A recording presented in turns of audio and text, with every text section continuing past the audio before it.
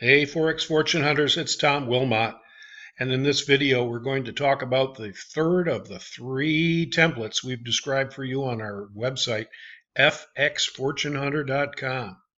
So hold on to your hats. We're going to show you how to get 100 pips on the pound yen right after this.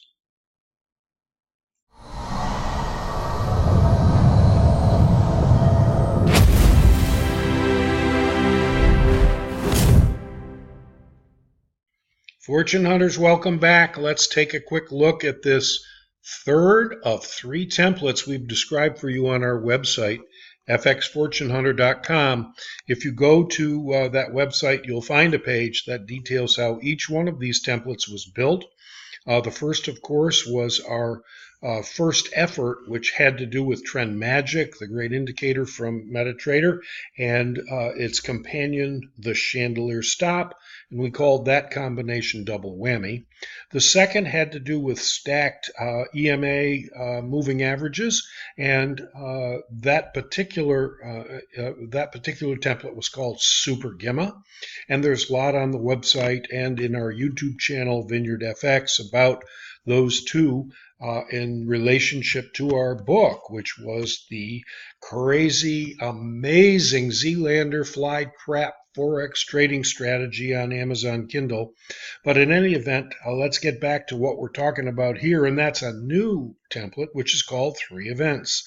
And we're going to describe to you, first of all, how it's put together, and then we'll take a look at how to trade it. In the first place, let's take a look at the indicators that we have, and what we're going to do, first of all, is take a look at the Chandelier, and we're going to go into this particular one. Let's take a look, and let's increase our size a little bit just so it's clearer, and so you can see more clearly what's going on. Here's our support, the white chandelier, and then resistance represented by this. And when we switch, you can see there's a yellow arrow when the chandelier switches from one direction to another. The second has to do with the crossover of the 12 and the 24 EMA, and let's make those bigger as well, just so you can see them. And obviously you can come into any of the indicators and change size around. That makes it a little clearer for you. And then in this particular case, we also have a 50 EMA, which is our longer term EMA. And you can see here when it's flat on this particular day, which is a Monday, back after the 4th of the 7th of October, yesterday was the day.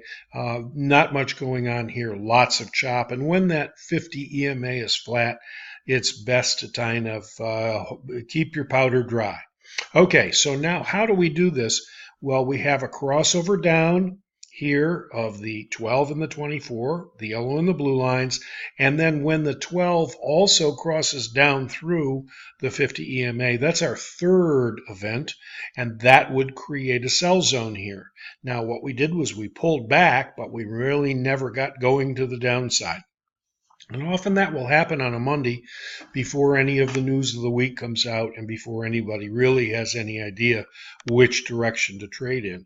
Now, what we did have over the weekend, and you can see here's our weekend to Sunday night opening, we had a dramatic drop down in the pound yen as bad news about Brexit dominated the headlines. No matter, I'd kind of stay out of this area. This is unpredictable on Sunday evening, and anytime you have it when there aren't very many people or audiences trading, your spreads are likely to widen, and it's just easier to stay away. Okay, especially for beginners. Okay, now what happened here was we did increase, and we had a blue star, which meant we had a crossover here of these three. We had this upward multiple moving average situation and the changeover of the chandelier. But as soon as we got the pullback into the bands, instead of any kind of reaction to the north, we just had a continuation to the downside. This this vertical dashed blue line represents the opening of the London exchange, and it is between 2 and 3 in the morning Boston time. Bottom line here is that we did have some new money coming into the Forex market, and at that point we had the drop down in the chandelier, and we had a confirming sell zone with our red star. And then once that sell zone is created, and we'll just use the blue opening of the London Exchange for that in this instance, wait in the sell zone for the pullback up into the bands. And you can see here, not too volatile, and we'd have a position here where with any of these pullbacks, something in the order of only 6 or 8 pips that we have to worry about as our risk. And so therefore, we can measure also to the downside to see what happened during the London session. And we had 6 or 8 pips versus 33 in potential profit before we had this reversal, continuation. The bulls are getting more bold and moving this way until we had a changeover and a move to a buy zone, which was our crossover of the 12 and the 50, as well as the 12 and the 24, and the switch over of the chandelier. Now that only creates the buy zone. It doesn't let us know whether we've had our pullback. Now, if you were to use a 1-minute chart, perhaps this would have given you the pullback you're looking for, but you could also wait until this particular pullback into the 50 EMA, challenging the chandelier, but reversing, and then you're off to the races. Now, this vertical dashed line represents 7 a.m., which is when I estimate the opening of the American session is, the U.S. session, Boston time, 7 o'clock. And then here is your 9:30 open of the New York Stock Exchange. Notice as we moved up here, we had a very bullish time of it, and looked like things were going to improve, and that Mr. Johnson wasn't going to be able to have a no-deal Brexit. And so therefore, we were in a situation where we had some vast improvement in the pound versus the Japanese yen. And also, this pair tends to run with the U.S. stock market, interestingly enough.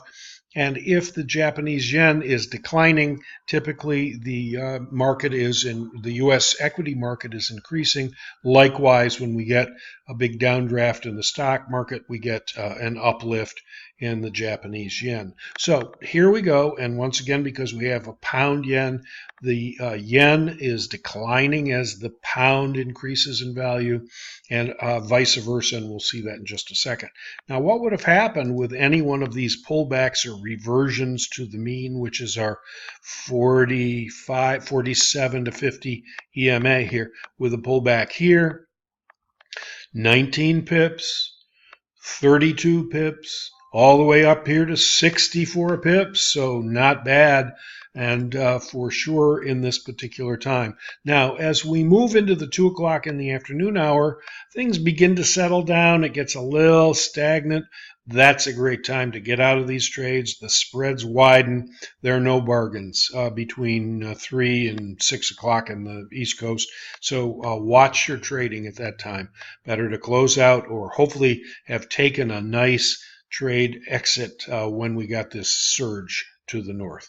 Now, this was Monday, the 7th of October. Here once again was our Sunday evening situation with the Brexit news. And then there was news this morning. As we look at this, we had a move to the north and then a crash in the London time frame. Obviously, we're still going up in Asia before the news came out that there had been a phone call between German Chancellor Merkel and Boris Johnson, and that call had not gone well. And as a result of that, it looks to me like we'd have a situation here where you could very easily have taken a trade. Now we have our change in the chandelier right here. We have our red star, which indicates our sell zone. We could even put a line here if you'd like to remind yourself that this is now a sell zone on this side. A pullback, a very nice pullback. In this particular case, not only the 24, but kind of stuck here at the 12, which is a great entry on a 5-minute chart.